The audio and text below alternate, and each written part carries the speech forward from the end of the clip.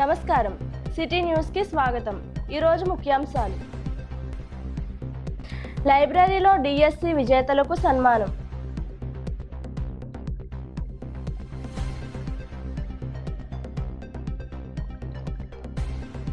నర్సాపురంలో న్యాయ విజ్ఞాన సదస్సు,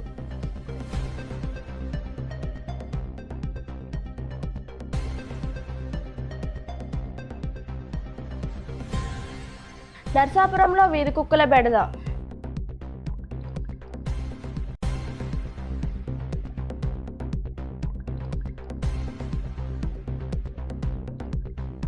నర్సాపురం రానున్న వందే భారత్,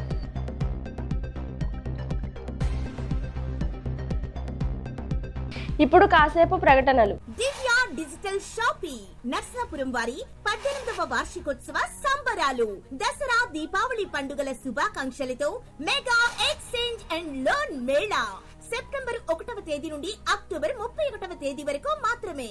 మీ పాత ఏసీ, ఫ్రిడ్జ్, వాషింగ్ మిషన్ ఏదైనా ఎక్స్చేంజ్ చేసుకోండి.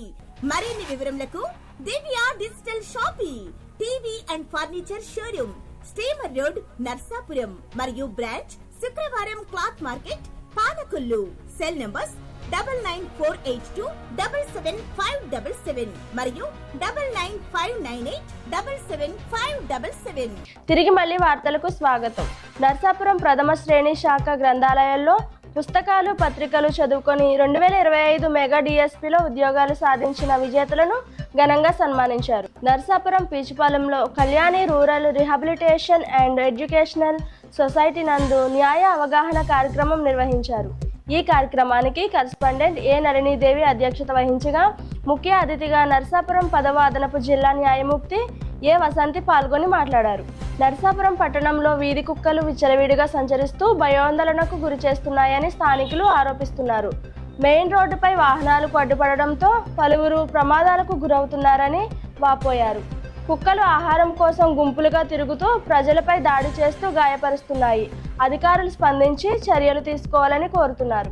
మంత్రి శ్రీనివాస్ వర్మ వందే భారత్ రైలు త్వరలోనే నర్సాపురానికి వస్తుందని, రైల్వే మంత్రి సంతకం అయిందని కేంద్ర సహాయ మంత్రి భూపతిరాజు శ్రీనివాస్ వర్మ అన్నారు.